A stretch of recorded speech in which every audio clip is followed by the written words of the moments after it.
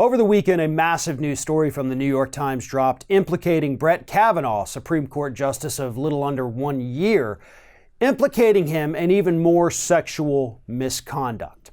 Now, before we get into that and get into the analysis of it, it is important to point out that the New York Times this morning did come out with a correction and admit that the woman that witnesses say Kavanaugh assaulted or harassed, she doesn't recall any of it.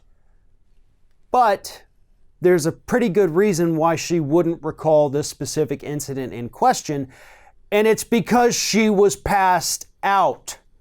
I don't know about you, but I typically don't remember things when I'm unconscious. And that's the same thing with this woman. She's not denying that it happened. She's not confirming that it happened. She's just saying, I don't know if it happened. I wasn't conscious at the time.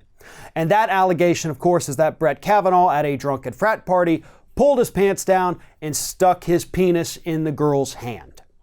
That's what allegedly happened. The witnesses who spoke to the New York Times say that yes, this happened. And of course, there were even more allegations, or I guess corroboration at this point, of Mrs. Ramirez's story, who also, along with Dr. Ford, had come out during Kavanaugh's testimony and said that he assaulted them. This one did not focus on Ford. It focused mainly on Ramirez. And according to the people who also were able to corroborate Ramirez's story of assault/harassment from Brett Kavanaugh, they also said, hey, one of them, Mark Steyer, runs a nonprofit in D.C., said, I went to the FBI because I saw it happen. And I told them that it happened, and they didn't care. It was also revealed that the FBI apparently failed to interview at least 25 different people who were witnesses to these events. So the New York Times confirmed that, yes, there's even more allegations against Brett Kavanaugh right now. He did even more disgusting acts than we knew about.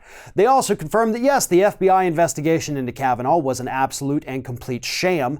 They ignored the witnesses just like the Republicans did during their confirmation hearing. And to sum it all up, Brett Kavanaugh likely also committed perjury. But here's the thing about the perjury. We already know. We know for a fact Brett Kavanaugh had already committed perjury. He lied about his contacts with William Pryor from, I think it was 2004 when George W. Bush appointed him. Kavanaugh said he wasn't involved in any of that at all, except that the emails show that he 100% was, and he was emailing other members of the Bush administration, hey, how's it going with Pryor? He knew about it. He lied about it. That's perjury. He also lied about the fact of the stolen Democrat emails and files that he said, no, I never got them, except that, again, quite literally, the emails show that he got them and he forwarded them. So he lied about that. On those two facts alone, Kavanaugh should be removed from the bench immediately and prosecuted. So we know that that perjury already happened. That is conclusive. We know it. It's done. Except, of course, he hasn't been held accountable. The new perjury comes from the fact that NBC News a while ago had actually uncovered text messages between Brett Kavanaugh, Brett Kavanaugh's people, and then other groups where they were talking about how to fight Mrs. Ramirez's story before Ramirez ever came out publicly. Now, why is that important, folks? Well, it's important because during his hearing, Kavanaugh said, I just learned about these Ramirez allegations when they were reported in the New Yorker recently.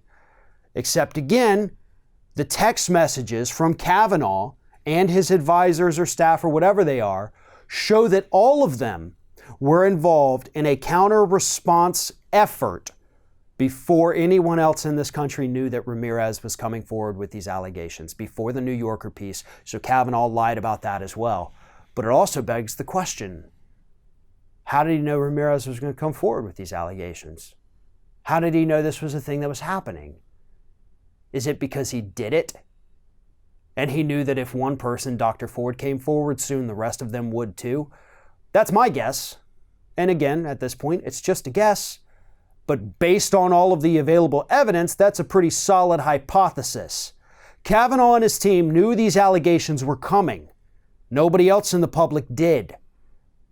And the best way they could know that they were coming is if Kavanaugh knew that he had actually assaulted this woman. Brett Kavanaugh has no place on the United States Supreme Court. And in time, this man is going to be removed. He is not going to be able to escape all these allegations. He is not going to be able to escape all of this perjury. It's just not humanly possible. Now, it may take some time.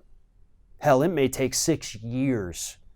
But eventually, this man is finally going to get exactly what he deserves and be removed from not just the Supreme Court bench, but from any future bench in this country.